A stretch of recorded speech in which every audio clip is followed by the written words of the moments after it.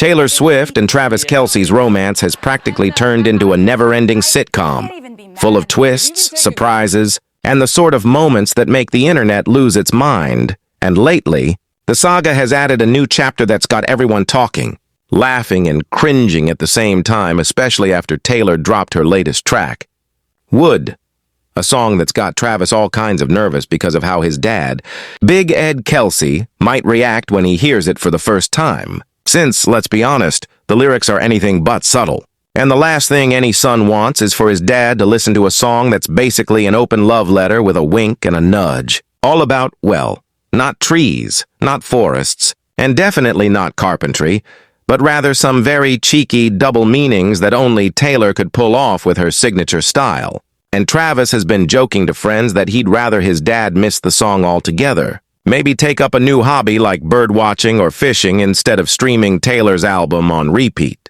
But with the way their family is, you know someone's going to make sure Big Ed hears it.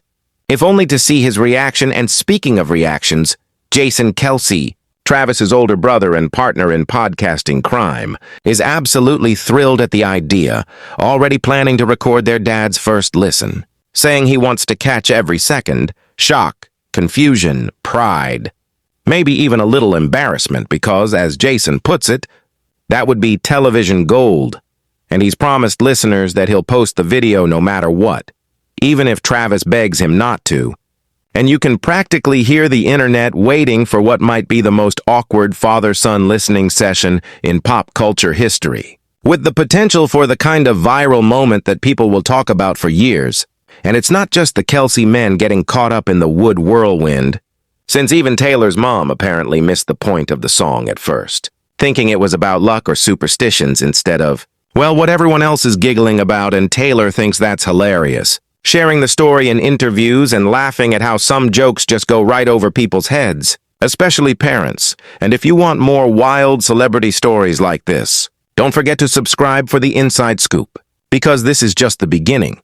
But while all this Would chaos is happening, another subplot is unfolding thanks to Ryan Seacrest, the radio and TV host best known for American Idol, who, out of nowhere, announces he's become an official wedding officiant and volunteers his services to marry Taylor and Travis if they ever decide to tie the knot, proudly explaining that he took an online course and is now legit, which sounds like something your cousin might do after too many late-night YouTube binges.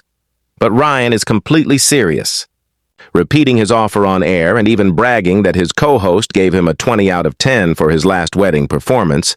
And though Taylor politely thanks him and keeps the conversation moving, you can tell she's used to people asking her strange questions, always handling it with grace. And Ryan keeps pushing, asking if Travis was nervous when he proposed, if there's a wedding date set.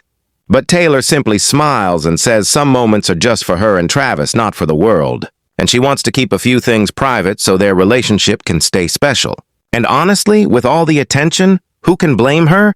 But the funny moments don't stop there, because Taylor can't help but tell stories about Travis's lovable awkwardness, like the time at her London concert, packed with celebrities, Tom Cruise, the Hemsworths, Ashton Kutcher, when Travis was so excited to meet his favorite director, Greta Gerwig after being told she was at the show, only for Travis to accidentally spend the night chatting and dancing with Anna, Hugh Grant's wife, thinking she was Greta, making Barbie and Ken jokes and everything, with Anna just smiling and going along for the ride, probably wondering when the punchline would drop. And later, when Taylor found the videos of Travis dancing with the wrong person, she couldn't stop laughing.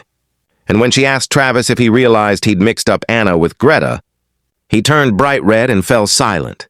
And Taylor thought it was adorable, sharing the story with her signature charm on late-night TV. And these kinds of mix-ups are kind of Travis's thing. Big, lovable, sometimes clueless, always earnest, and always trying to make things right. And when it comes to supporting Taylor's music, Travis is her #1 fan, never missing a chance to say how much he loves her new album, The Life of a Showgirl, calling it the best he's ever heard, playing it everywhere, even in his car, and knowing every lyric by heart. And his love for Taylor's music has rubbed off on his football teammates, who joke that there's more talk about Taylor Swift in the Chiefs' locker room than about football these days. And Jason keeps the teasing going, asking Travis on their podcast if he's got a secret song on the album. But Travis just laughs and says he's just happy to support Taylor, never missing a chance to give her his stamp of the week, his own way of telling the world she's the best. And Jason, never one to let his little brother off the hook, says it's his job as the older brother to make fun of him. But he can't help but agree that Taylor is chasing her dreams and crushing it. And the Kelce family has turned into full-on Swifties, ranking their favorite tracks, debating the best lyrics, and even making playlists for family road trips. And Jason's wife Kylie has opinions too, telling Jason to listen to Wish List because it reminds her of real life, with little arguments and happy moments in the kitchen. And Jason admits it's become one of his top songs, even though he laughs about being a giant football player with a soft spot for sweet melodies, and he finds himself humming Honey, even when Kylie rolls her eyes at pet names. And Taylor gets a kick out of knowing her songs are soundtracking the lives of the Kelce family. And the support goes both ways, because Taylor often talks about how much it means to her that Travis is always in her corner, cheering her on louder than anyone else. And she says being with someone like Travis makes her happy, helps her work harder and keeps her focused on her goals. And she laughs at the idea that she'd slow down after marriage, saying the only thing that might change is her set list, not her drive, and Travis is always there at her concerts, front row, cheering, singing along, making sure Taylor knows just how proud he is, and Jason, never one to be left out, even reviews Taylor's album on their podcast, declaring Opalite and Eldest Daughter as his favorites, saying Opalite is the perfect song for the car, and laughing at himself for loving it so much. And the family dynamic is on full display, with everyone pitching in, supporting each other, and not taking themselves too seriously. And the internet can't get enough of it, sharing memes, clips, and stories about the Kelces and Taylor, creating a whole new layer of fandom that goes beyond music and sports, celebrating this unlikely, joyful blending of worlds. And if you want the latest on Taylor, Travis, and their families, don't miss out. Subscribe now to keep up with every twist, every laugh, and every unforgettable moment. Because their journey is just getting started, and there's sure to be more music, more games, and plenty more stories to come. And as Taylor and Travis keep moving forward together, their families by their sides, they keep making everyone smile, proving that sometimes life really is stranger and sweeter than fiction.